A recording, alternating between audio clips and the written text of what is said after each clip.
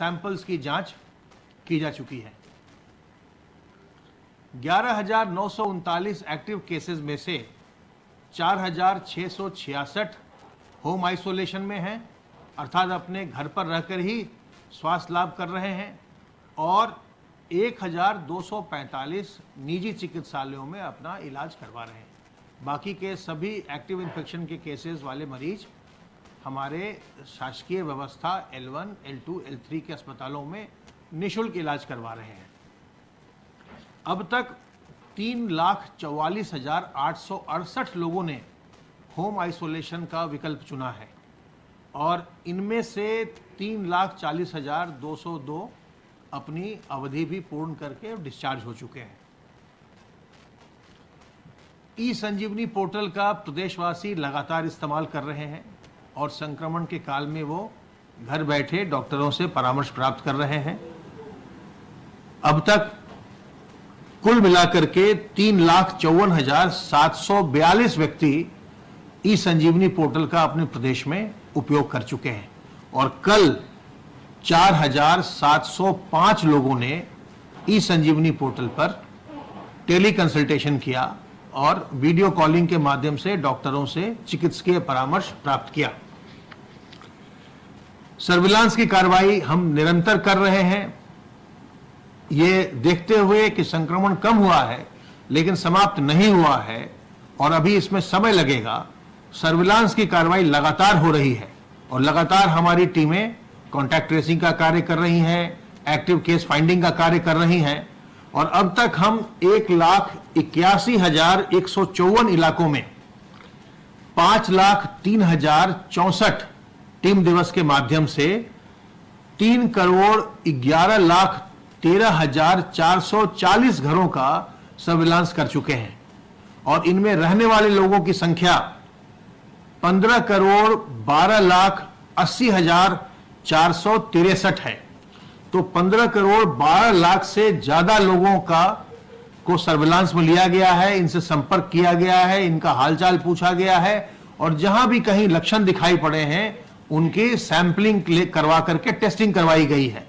यह कार्य निरंतर चल रहा है जिससे अपने प्रदेश में संक्रमण नियंत्रण में रहे, लेकिन आप भी अपने उत्तरदायित्व का निर्वहन करिए और जो बचाव के तरीके हैं उनका लगातार उपयोग करिए। जब तक आपको कोई वैक्सीन नहीं लग जाती, जब तक आपके अंदर एंटीबॉडीज नहीं आ जाते, जब तक इस बीमारी की कोई एक निश्चित दवा नहीं निकल जाती, वैक्सीन जो है वो आप जानते हैं कि वैक्सीन जब लगती है तो शरीर में एंटीबॉडीज बनते हैं जिससे कि आपको वो बीमारी नहीं होती, लेकिन जब बीमारी होती है तो उसके लिए दवा लेनी पड़ती है। तो अभी इसकी वैक्सीन का कार्य प्रारंभ हो रहा है लेकिन इसकी कोई निश्चित दवा अभी भी नहीं है, इसलिए सावधान रह करके, सतर्क रह करके और जो एहतियात के तरीके हैं उनको अपना करके इस संक्रमण से बचे रहना ही सबसे अच्छा उपाय है।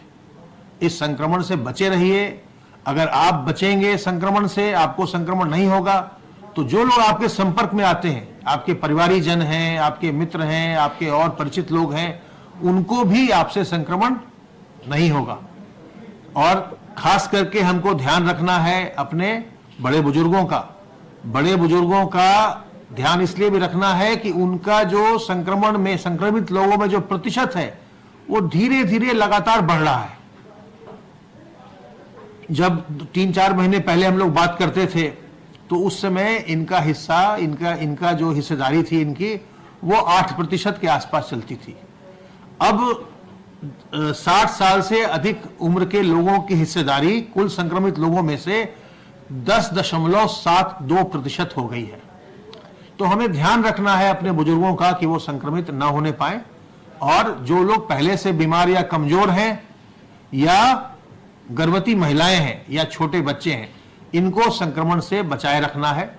तो इनको अनावश्यक घर से बाहर निकलना भी नहीं चाहिए जब तक कि बहुत ज्यादा आवश्यक नहीं हो। ऐसे लोगों को जिनमें जटिलताएं आती हैं या जिनमें संक्रमण से बाद में समस्या उत्पन्न होती है, ऐसे लोगों को संक्रमण से बचाए रखना बहुत आवश्यक है और ये जब तक अत्यावश्यक नहीं हो घर से बाहर न निकलें।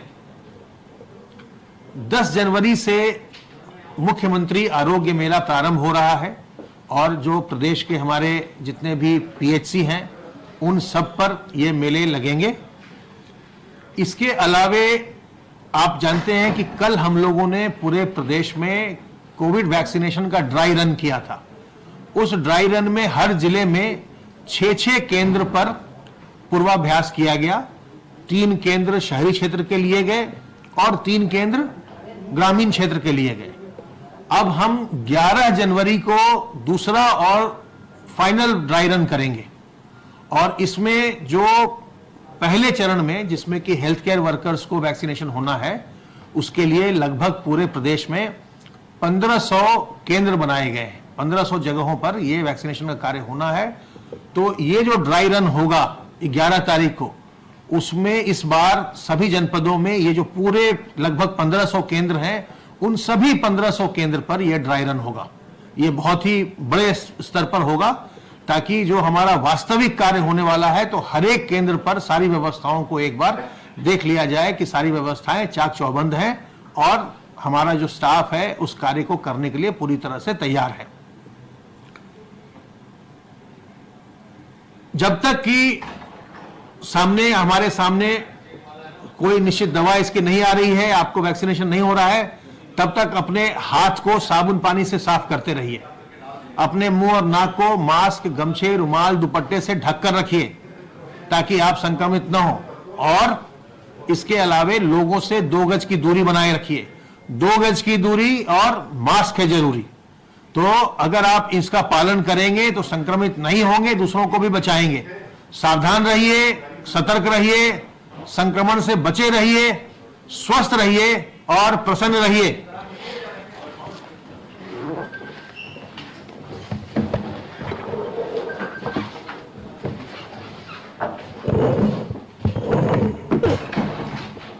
जैसा अपर मुख्य सचिव स्वास्थ्य ने बताया, प्रदेश में कोरोना का संक्रमण कम हुआ है और प्रदेश सरकार की जो कोरोना की रणनीति है, कोरोना से लड़ाई की जो रणनीति है, उसमें जो एक विशेष अभियान चलाया जा रहा है जिसके अंतर्गत प्रतिदिन जो टेस्ट हैं उनकी संख्या में बढ़ोतरी की जा रही है। इसके साथ साथ जो अभी तक लगभग 2 करोड़ और 46 लाख से अधिक टेस्ट हो चुके हैं, जो कि देश में सबसे अधिक हैं। इसके अलावा जो प्रदेश सरकार की विभिन्न अंग हैं, विभिन्न इकाइयां हैं, स्वास्थ्य विभाग है, ये जो घर घर जाकर संक्रमण के जो उसके लक्षण हैं उनके लिए परिवारों से बात कर रहे हैं, उनकी जांच कर रहे हैं। उन्होंने भी लगभग 15 करोड़ और लगभग 20 लाख से अधिक जनसंख्या को कवर किया। इसलिए लगभग 17.5 करोड़ से अधिक की जनसंख्या को इस रणनीति के अंतर्गत उनका या तो टेस्ट हो चुका है या उनका हालचाल, संक्रमण के लक्षणों के बारे में लिया जा चुका है। तो इस रणनीति से लगभग 24 करोड़ में से जब 17.5 करोड़ की जनसंख्या को एक तरह से कवर किया जा चुका है, तो ये एक बहुत सफल और कारगर नीति रही है संक्रमण से लड़ाई करने की, कोरोना से लड़ाई की, और जिसके फलस्वरूप संक्रमण में कमी भी आ रही है और लोग जागरूक भी हो रहे हैं। लोग जागरूक हो रहे हैं और ये जब तक वैक्सीन नहीं आती, अभी प्रमुख सचिव स्वास्थ्य ने भी बताया होगा कि वैक्सीन के लगाने की पूरी तैयारियां हो गई हैं। उसका ड्राई रन कल भी हुआ था। पुनः 11 तारीख को एक ड्राई रन फिर से कराने की योजना बनाई गई है ताकि ये एकदम से फुल प्रूफ व्यवस्था रहे, किसी प्रकार की कमी, किसी प्रकार की अव्यवस्था इसमें ना आए। और इसीलिए ड्राई रन फिर से एक बार 11 जनवरी को किया जा रहा है। प्रदेश में संक्रमण की स्थिति सामान्य कम होने में औद्योगिक गतिविधियां सामान्य हो रही हैं, अन्य गतिविधियां भी सामान्य हो रही हैं। प्रदेश में अब 8,18,000 इकाइयां कार्यशील हैं, जिसमें लगभग 52 लाख श्रमिक काम करते हैं। प्रदेश सरकार मिशन रोजगार चला रही है। मिशन रोजगार के अंतर्गत रोजगार, सरकारी नौकरियों से रोजगार, स्वरोजगार, कौशल प्रशिक्षण के माध्यम से स्वरोजगार की एक रणनीति पर कार्य हो रहा है और इसी रणनीति में आगे बढ़ते हुए बैंकों से समन्वय करके स्वरोजगार में लगभग 6,90,000 नई एमएसएमई इकाइयों को बैंकों द्वारा 20,872 करोड़ रुपए के ऋण वितरण किए गए हैं। और यदि हम आत्मनिर्भर पैकेज के अंतर्गत पूर्व से स्थापित एमएसएमई इकाइयों को भी शामिल कर लें तो कुल मिलाकर 11,20,000 से अधिक एमएसएमई इकाइयों को ऋण प्रदान किया गया। इन एमएसएमई इकाइयों के माध्यम से केवल 27 लाख लोगों को रोजगार के अवसर उपलब्ध हुए हैं।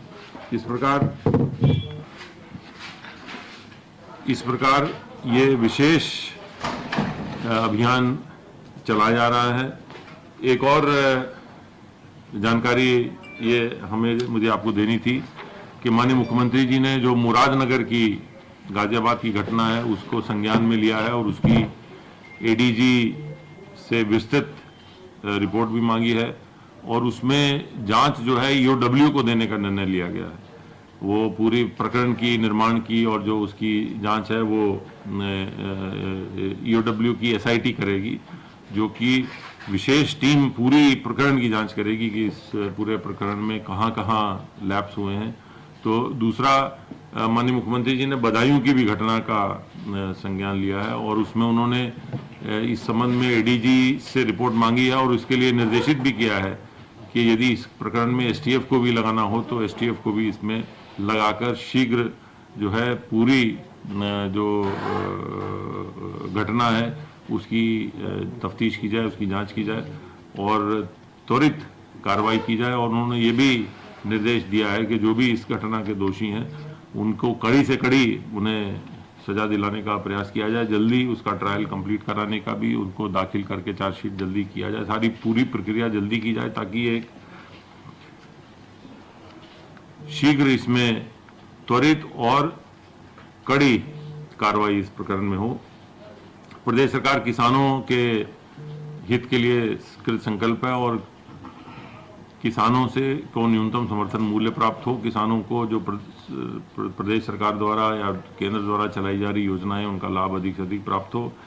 इस हेतु तथा उनमें अच्छी फसल पैदा करने की, उत्पादकता बढ़ाने की जो योजनाएं हैं उसकी जानकारी देने के लिए भी किसान कल्याण मिशन जो है कार्यक्रम चलाया जा रहा है। आज माननीय मुख्यमंत्री जी ने यहाँ सरोजनी नगर ब्लॉक में एक कार्यक्रम में इसका उद्घाटन किया। आज पूरे प्रदेश के 825 ब्लॉकों में से 303 ब्लॉक्स में, विकास खंडों में ये कार्यक्रम चलाया जा रहा है, जिसमें कि खेती किसानी से संबंधित जितने विषय हैं, जितने कार्यक्रम हैं, उनके बारे में पूरी जानकारी उनको दी जा रही है और जो योजनाओं का लाभ वो कैसे प्राप्त कर सकते हैं, उन्हें कैसे दिया जाए, इन पूरी प्रक्रिया का जो है वो जागरूकता किसानों में पैदा करने का एक प्रयास किया जा रहा है ताकि किसानों की आमदनी दुगना करने का जो लक्ष्य निर्धारित सरकार ने किया है उसको जल्दी से जल्दी पूरा कराया जा सके और उन्हें तकनीक के साथ जोड़ा जा सके और सरकार की विभिन्न योजनाओं के साथ उनको जोड़ा जा सके। न्यूनतम समर्थन मूल्य सरकार द्वारा ये आश्वासन दिया गया, माननीय मुख्यमंत्री द्वारा स्वयं ये आश्वासन दिया गया कि न्यूनतम समर्थन मूल्य जारी रहेगा। न्यूनतम समर्थन मूल्य के अधीन उत्तर प्रदेश में 539 लाख क्विंटल धान अब तक खरीदा गया है। ये जो धान है ये पिछले वर्ष इसी समय खरीदे गए धान से लगभग 1.5 गुना अधिक है, तो जो दर्शाता है कि प्रदेश सरकार किसानों को न्यूनतम समर्थन मूल्य दिलाने के लिए कितना कृत संकल्प है। इसके साथ साथ मक्का की खरीद का भी कार्यक्रम चल रहा है। पहली बार मक्का की खरीद आरंभ हुई है और लगभग 90 लाख क्विंटल मक्का भी खरीदा जा चुका है और ये प्रक्रिया अभी चलेगी। प्रदेश सरकार द्वारा रिकॉर्ड खरीद का जो ये प्रयास किया जा रहा है, ये एक प्रयास किसानों को आश्वासन देने का है कि न्यूनतम समर्थन मूल्य की योजना चालू रहेगी, उनसे खरीदा जाएगा। किसान कल्याण मिशन जो है वो हमारा कार्यक्रम अब से लेके 21 जनवरी तक पूरे प्रदेश में चलाया जाएगा। प्रथम चरण में आज 303 ब्लॉक में था, इसके पश्चात वो 13 जनवरी को अलग 303 ब्लॉकों में होगा और बचे हुए ब्लॉकों में 21 जनवरी को होगा। तो पूरे प्रदेश में ये कार्यक्रम हो रहा है जिसमें माननीय मंत्रीगण, जनप्रतिनिधिगण, किसानगण, किसानों के प्रतिनिधि सब इसमें भाग ले रहे हैं।